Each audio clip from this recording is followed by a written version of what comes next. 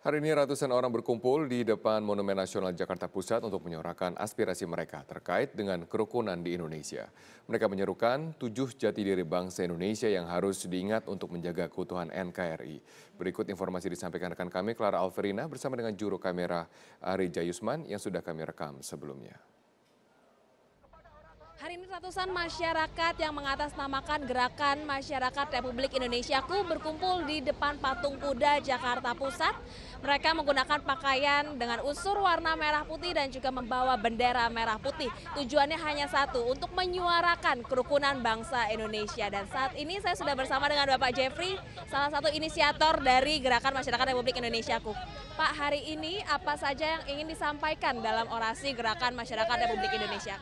Ya, hari ini yang kita kerjakan adalah sebuah gerakan untuk membumikan jati diri bangsa Indonesia.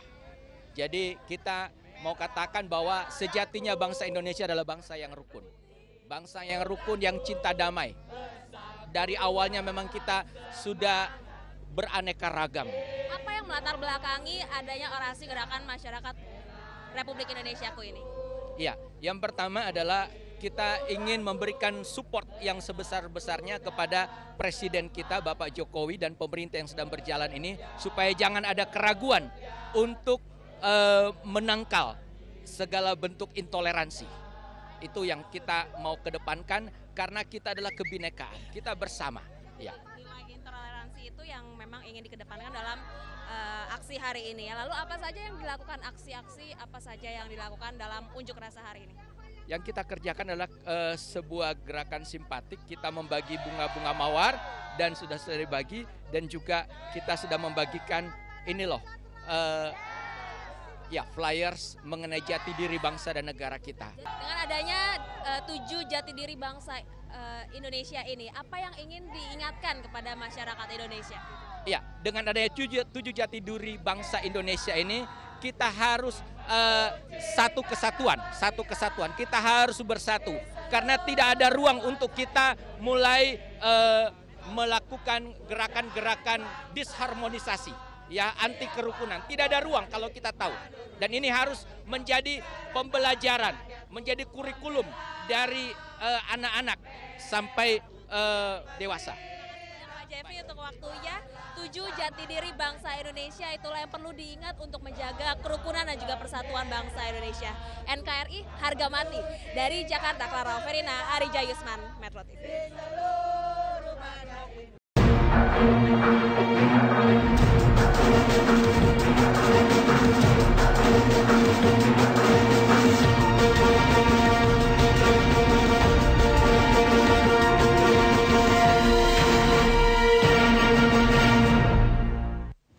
Pemirsa, penggunaan politik identitas pada pilkada di sejumlah daerah dan pemilu 2019 diprediksi akan menguat. Hal itu berpotensi terjadi karena isu politik identitas, dalam hal ini agama, mudah untuk membakar emosi masyarakat dan kemudian digunakan untuk menggalang dukungan politik. Hal itu begitu efektif digunakan dalam pilkada DKI Jakarta.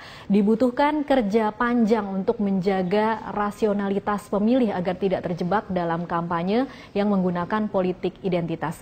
Jadi harus dimulai dari pendidikan di level sekolah. Pemerintah harus memasukkan pendidikan kewarganegaraan dan kebangsaan untuk bisa mempengaruhi politik identitas tidak menjadi terlalu besar. Guna membahasnya sudah ada Dora Edward di Grand Studio yang akan menjelaskannya untuk Anda. Dora, silahkan. Ya, baik Tasya, pemirsa, penggunaan identitas yang kemudian dikapitalisasi untuk kepentingan elektoral ini merupakan kemunduran dalam hal berdemokrasi. Karena itu penggunaan politik identitas dalam kampanye harus segera dihentikan dan juga dilawan. Lalu apa itu sebenarnya politik identitas? Saya akan coba memaparkan sedikit pengertian dari politik identitas dan juga bagaimana kemudian mengatasi munculnya politik identitas. Kalau kita lihat dari pengertiannya, politik identitas sendiri adalah politik yang fokus utama kajian dan permasalahannya ini menyangkut suatu perbedaan yang didasarkan atas asumsi atau anggapan fisik tubuh.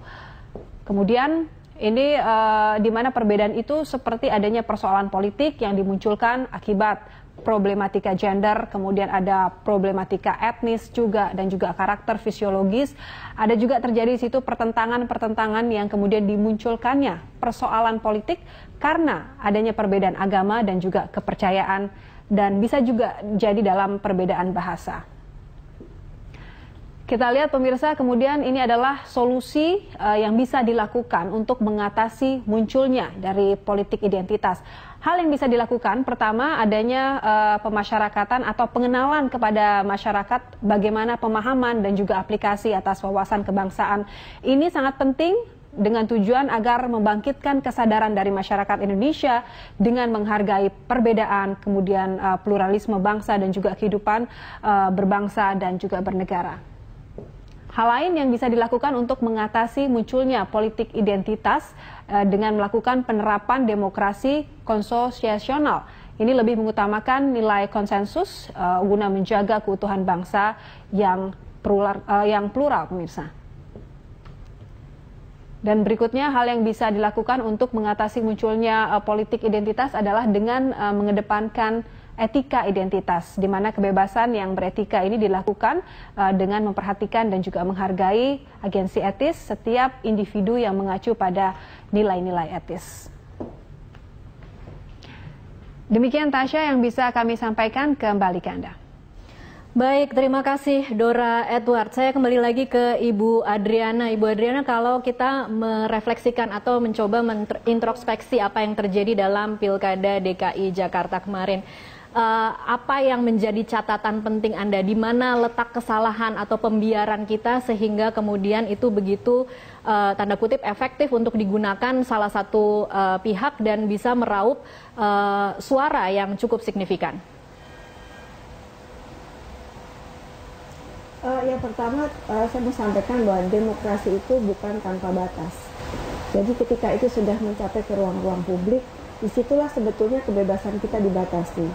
Nah, sama juga ketika kita berrelasi dengan banyak pihak, apalagi yang berbeda-beda, justru kita harus tahu perbedaan itu di mana, dan disitulah kita belajar untuk menerima perbedaan itu apa adanya tanpa kemudian mempersoalkan perbedaan itu sendiri yang akan menjauhkan relasi kita satu dengan yang lainnya itu. Nah, dari pembelajaran yang bisa kita dapatkan dari pilkada kemarin, kita punya persoalan besar. Ternyata berbangsa ini masih harus dirawat. Bagaimana merawat perbedaan untuk memperkuat justru, bukan semakin memisahkan.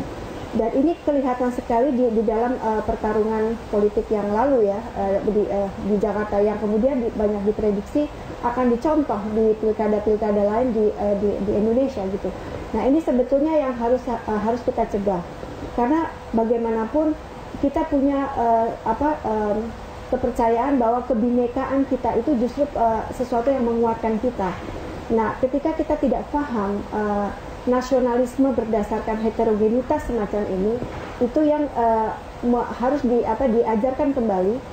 Dan yang menjadi concern saya sebenarnya, menghargai perbedaan itu harus dimulai dengan budi pekerti. Nah, saya pikir sudah cukup lama anak-anak kita tidak belajar soal budi pekerti di sekolah. Disitulah awal mula relasi antar manusia yang berbeda itu bisa dibangun secara lebih positif.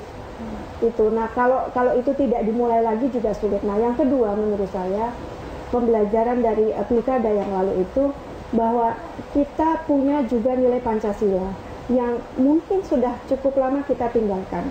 Bagi saya, memahami Pancasila itu bukan satu-satu, tetapi antar sila itu saling berhubungan. Jadi ketika kita memilih satu agama, kita berketuhanan, kita juga harus menjadi nasionalisme Indonesia yang baik.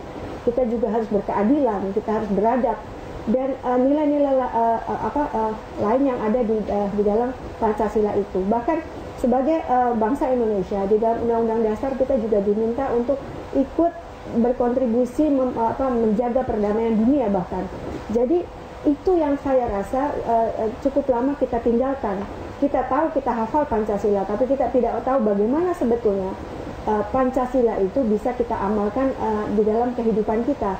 Nah, disinilah sebetulnya bisa kita mengingat kembali betapa besarnya bangsa ini, dan juga perjuangan untuk merawatnya itu juga butuh kesungguhan gitu. Sebelum kemudian banyak persoalan yang harus kita hadapi ke depan yang akan semakin mempersulit kehidupan kita. Saya tidak suka sebetulnya memperbandingkan demokrasi kita dengan demokrasi di negara lain, karena saya sampaikan tadi demokrasi itu sangat kontekstual. Nah, ketika kita sudah mencapai satu kesepakatan untuk berbangsa seperti ini, nah inilah yang harus dirawat lebih baik ke depan. Tidak lagi memunculkan isu-isu yang justru bisa memecah belah bangsa ini. Oke, baik. Ibu Adriana, yang Anda katakan itu kan sebenarnya sudah dilakukan selama ini. Bagaimana kita menuntut menghargai perbedaan, bagaimana anak-anak di sekolah itu belajar soal Pancasila. Dan juga kita tahu bahwa sebenarnya dulunya kita memang sudah mengetahui bahwa kita harus berbineka tunggal ika. Nah, apa yang salah? Apakah memang dalam proses belajarnya itu kemudian pengajarnya yang salah, atau memang nature manusia itu memang selalu mudah untuk ditarik ke isu-isu yang lebih primordial? Saya lihat di sini ada kelemahan kita dalam membangun karakter bangsa ini.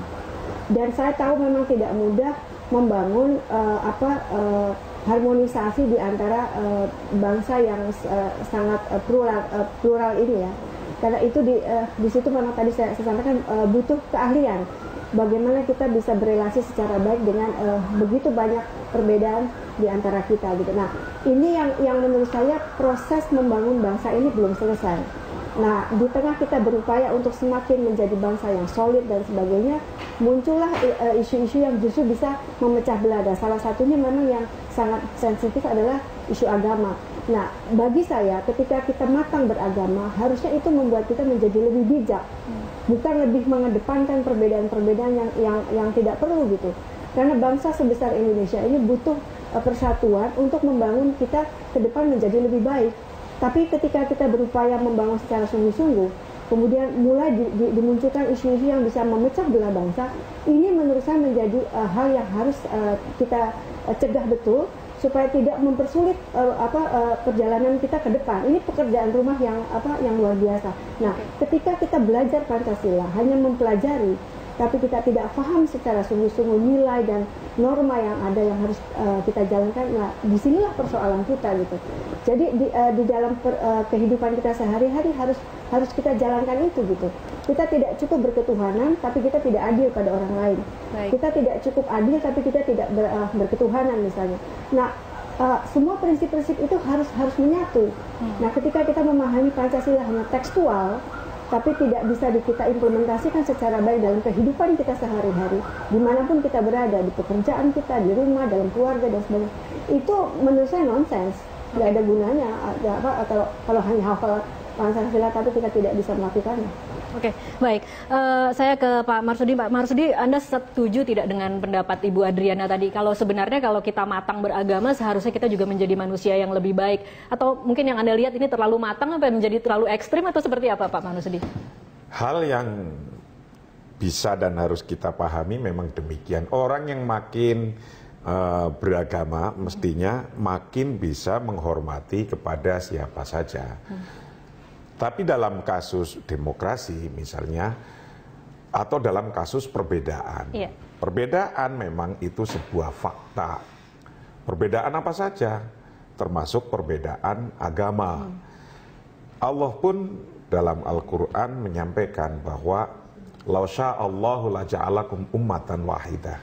Jika Allah menghendaki, Allah akan membentuk umat ini satu umat. Satu umat, tapi faktanya tidak. Artinya apa? Bahwa adanya perbedaan yang semacam ini, beda agama atau bahkan beda suku bangsa, itu adalah given dari Allah. Dari Allah. Sebagaimana disampaikan, ya ayyuhan nas, inna khalaqnakum min dzakari wa untha wa ja'alnakum syu'uban wa qabaila lita'arafu. Wahai manusia, inna khalaqnakum min dzakari wa untha, aku ciptakan Anda dari laki-laki dan perempuan. Wa ja'alnakum syu'uban wa qabaila, dan aku ciptakan engkau bersuku-suku, berbangsa-bangsa. Tujuannya apa? Lita'arofu, agar supaya saling mengenal. Itu artinya dalam suku bangsa apa saja ada perbedaan, tapi harus bisa saling mengenal. Untuk bisa saling mengenal harus saling memahami, saling mendekatkan. Akhirnya apa? Saling membutuhkan. Kalau sudah saling mengenal. Karena apa? Karena perbedaan itu sudah given, sudah dari sononya. Untuk itu coba kita lihat ke paling belakang. Dulu ketika Rasulullah mendirikan sebuah negara, namanya negara Madinah. Negara Madinah, itu apa yang terjadi di sana? Umat Islamnya saja dua golongan. Yang pertama ada muhajirin, ada ansor. Di situ pula ada perbedaan agama. Apa saja? Ada Nasrani, ada Yahudi, ada Majusi, ada juga Muslim. Kemudian dibuatlah sebuah undang-undang untuk mengikat ini bersama, namanya Piagam Madinah, agar bisa hidup bersama-sama. Bahwa fakta different religion, different culture, different apa saja di situ, itu adalah given dari Allah. Yang mana kita hendaknya bisa memanage bersama-sama, minimal lita'arofu. Kalau sudah bisa lita'arofu, perbedaan ini, itu adalah untuk fastabiqul khairat. Bagaimana berlomba-lomba mencari kebaikan. Bukan mencari kejelekan, kejahatan, atau mencari-cari kesalahan. Bukan di situ. Tapi untuk mencari mana yang lebih baik di antara Anda, kita semua, baik yang satu agama atau yang beda agama. Jadi kalau saya boleh bertanya lebih konkretnya lagi Pak, kalau kita melihat pilkada kemarin, kemudian ada yang mengatakan bahwa sentimen pasca 19 April, ada di sekolah sekelompok orang menolak ada pimpinan ketua OSIS beda agama karena sentimen ini berlanjut dari pilkada. Itu sebenarnya diterima tidak sih orang yang beda agama itu untuk menjadi pemimpin? Yang penting kita ajari anak cucu kita, bangsa kita, bahwa Allah menciptakan semuanya di depan, di dunia ini adalah bermacam-macam, beragam-ragam, beda-beda, termasuk beda agama. Ajari mereka. Kenapa? Apa sih gunanya Allah ciptakan yang berbeda-beda? Kan pasti dong ada gunanya. Apa untuk harus dimusuhi? Apakah kita untuk bunuh mereka? Kan diciptakan bukan untuk begitu. Minimal saja lita'arofu. Dan seterusnya untuk fastabiqul khairat. Untuk bagaimana siapa yang lebih baik di antara kita. Nah, ketika kita ajarkan terus kepada mereka, karena fakta kitab sucinya pun demikian. Nah, saya nggak tahu di kitab suci yang bukan saya, yang saya bacakan demikian. Maka inilah nggak usah segan-segan, nggak usah capek-capek, kita terus mengajarkan Pancasila, Bhinneka Tunggal Ika, yang sudah memang founding fathers dulu, kiai-kiai NU turut ini membedani dan menciptakan, mengeduk nilai-nilai Pancasila ini. Jadi maka ini ya, PBNU ya, itu kalau ketua umum kita sering menyampaikan gini, PBNU akan selalu menjaga dan merawat PBNU, yaitu P-nya Pancasila, B-nya Bhinneka Tunggal Ika, N-nya NKRI, dan U-nya Undang-Undang Dasar 45. PBNU akan selalu menjaga PBNU. Jadi menerima ya kalau berbeda pimpinan, beda agama itu diterima. Menerima beda agama ya, kita dalam kehidupan sehari-hari kita wajib bersama-sama saling menghormati, saling menghargai, begitu. Baik, kita akan lanjutkan di segmen selanjutnya. Pemirsa tetaplah bersama kami.